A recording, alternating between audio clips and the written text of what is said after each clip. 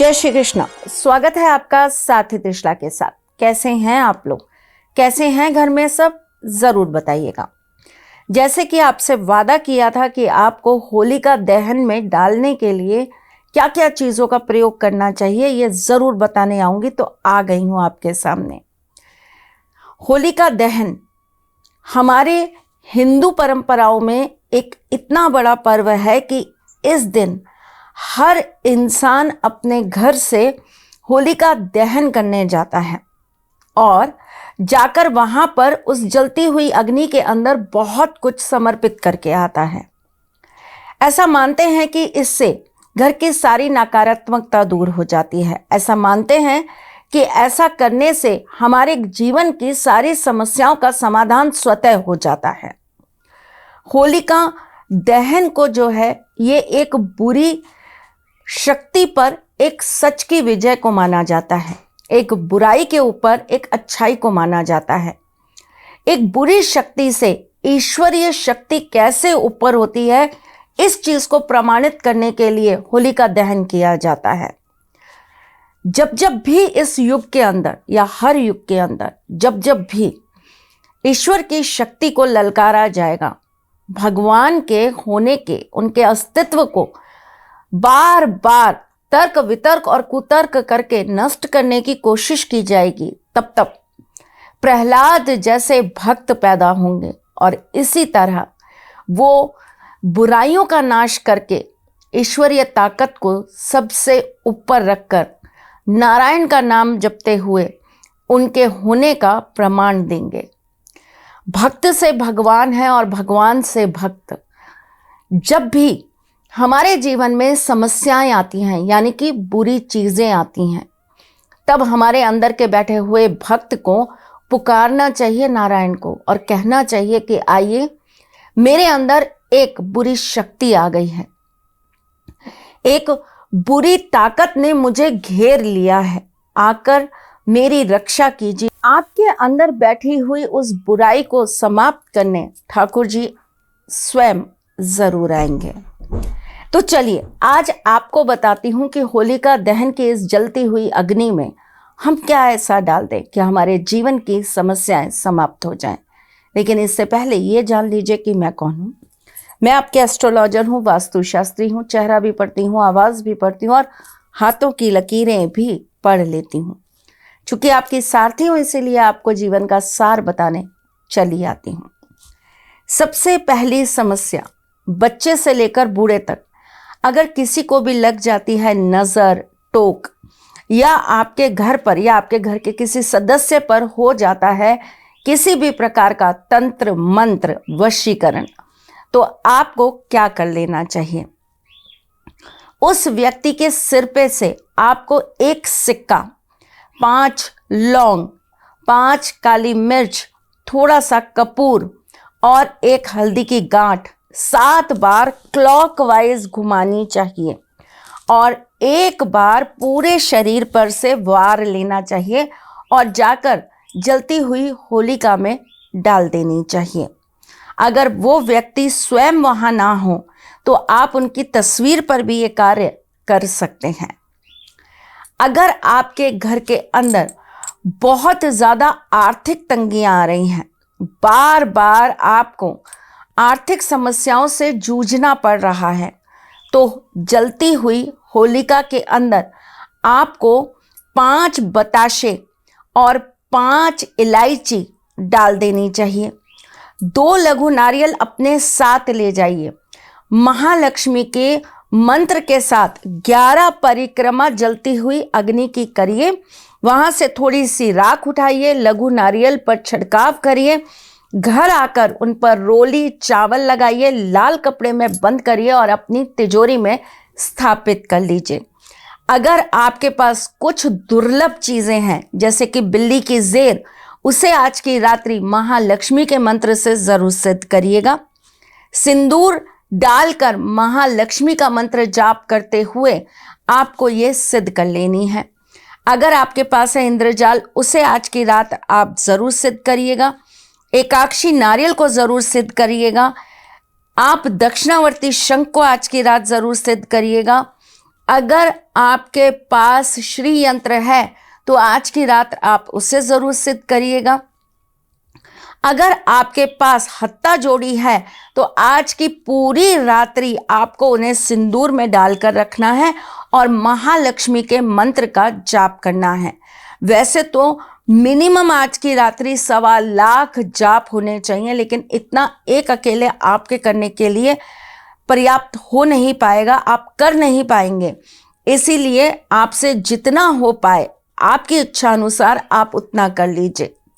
अगर आपके पास स्याह सिंगी है तो आज की रात्रि उसे भी जरूर सिद्ध करिए और फिर सुबह होने से पहले पहले ये सारी सामग्रियां जो आपके पास उपलब्ध है, इन्हें आप लाल कपड़े में बांधकर अपनी तिजोरी में स्थापित कर दीजिए। आज की रात्रि एक सिद्ध पोटली भी बनाई जाती है जो रखी जाती है अपनी तिजोरी में और फिर दिवाली पर उसे निकाल कर पूजन करा जाता है और उसके बाद उसे अपनी तिजोरी में वापस से रख दिया जाता है। ऐसा कहते हैं कि ऐसा करने से 1 साल के अंदर, यानी कि इस होली से अगली होली तक के अंदर आपके ऊपर आए हुए सारे कर्जे खत्म हो जाते हैं, आपके घर में महालक्ष्मी का वास होने लगता है और आपके यहाँ आर्थिक स्थितियां सुधरने लगती हैं। अगर आपके घर में किसी की नौकरी नहीं लग रही है तो आज की रात्रि एक डिब्बी के अंदर एक गोमती चक्र और थोड़ा सा शहद डालकर आप अपने मंदिर में जरूर रख दीजिए। इसे कम से कम 3 महीने अपने मंदिर में रखे रहने दीजिए और उसके बाद आप इसे ले जाकर किसी सिद्ध जगह पर छोड़ दीजिए, यानी कि ऐसे मंदिर में छोड़ दीजिए जहां पर नियमित रूप से पूजन पाठ होता है। तो देखिएगा आपकी अच्छी नौकरी के योग जल्दी खुल जाएंगे। ये कार्य वो भी जरूर करें जो प्रमोशन चाहते हैं, जो अपना किसी अच्छी जगह तबादला करके वहां चाहते हैं अच्छी पोस्ट पर बैठना। ये कार्य वो लोग भी करें जो बहुत सालों से इच्छुक हैं अपनी मन पसंदीदा जॉब पाने के लिए। वो लोग जिनके व्यवसाय अच्छे नहीं चल रहे हैं, उन्हें आज की रात्रि अपने घर में बैठकर श्री यंत्र का पूजन करना चाहिए और महालक्ष्मी के मंत्र जाप करने चाहिए। जिनके घर में बहुत ज़्यादा कलह रहता है, जिनके घर में बहुत ज़्यादा दिक्कतें रहती हैं, उन्हें आज की रात्रि कम से कम 101 पाठ विष्णु सहस्त्र नाम के जरूर करने चाहिए। अगर आप 101 ना कर पाए तो कम से कम जितना आप कर सकते हैं उतना करने की कोशिश प्लीज करिएगा। विष्णु सहस्त्र नाम का पाठ करते वक्त अगर आप उन पर कमल का पुष्प चढ़ा दे तो इससे अच्छी और कोई चीज हो नहीं सकती।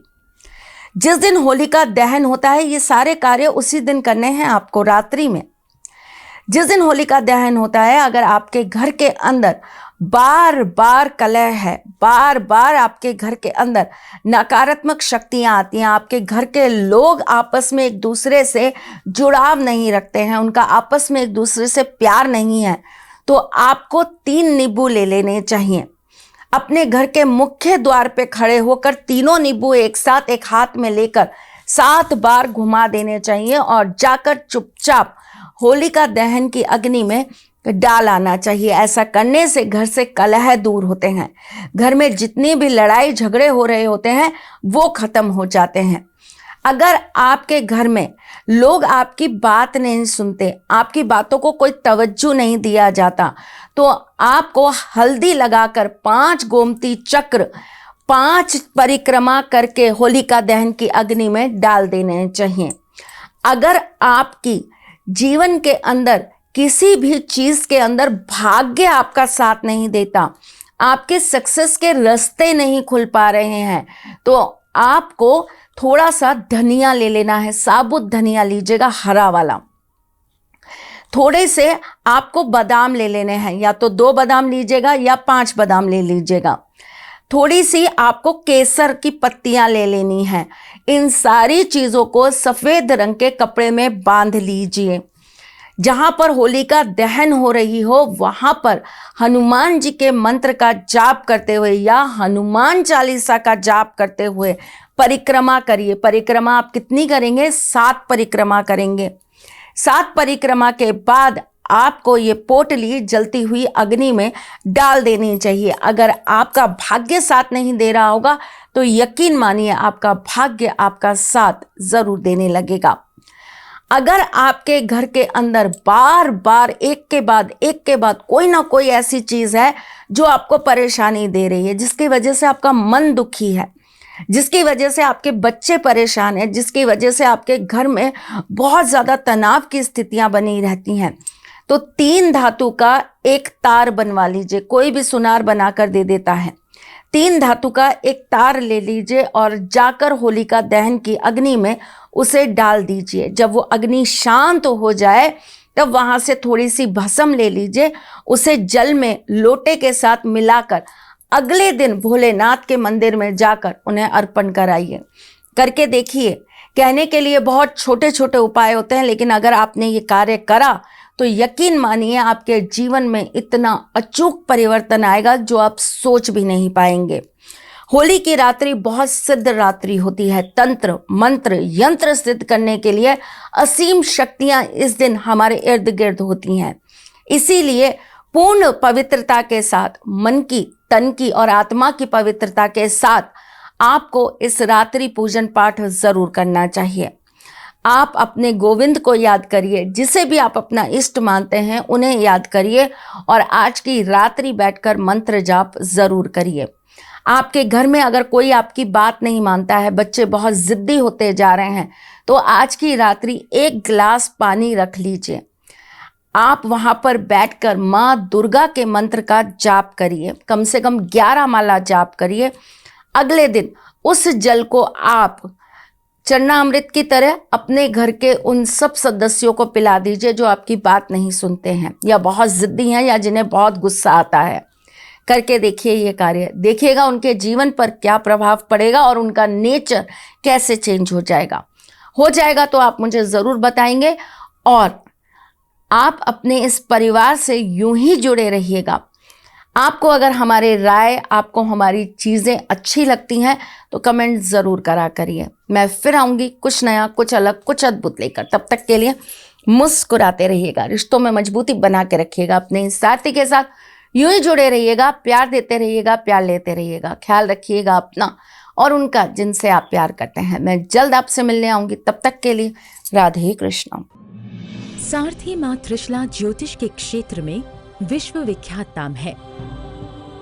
ज्योतिष शास्त्र में पीएचडी माँ त्रिशला पिछले 22 वर्षों से ज्योतिष की सभी परंपरागत विधाओं के साथ साथ अनेक दुर्लभ गुण विधाओं जैसे परछाई एवं नव्स के अध्ययन से अपनी सटीक भविष्यवाणी और पूर्वानुमान के लिए विख्यात हैं। अपने उपायों द्वारा लाखों लोगों का जीवन संवार चुकी माँ त्रिशला लगातार 2016 से ज्योतिष विभूषण अवार्ड प्राप्त कर रही हैं। साल 2018 में उन्हें उत्तराखंड के मुख्यमंत्री त्रिवेंद्र सिंह रावत ने ज्योतिष विभूषण अवार्ड से सम्मानित किया था और साल 2016 में उन्हें राजस्थान में बेस्ट एस्ट्रोलॉजर के अवार्ड से नवाजा जा चुका है।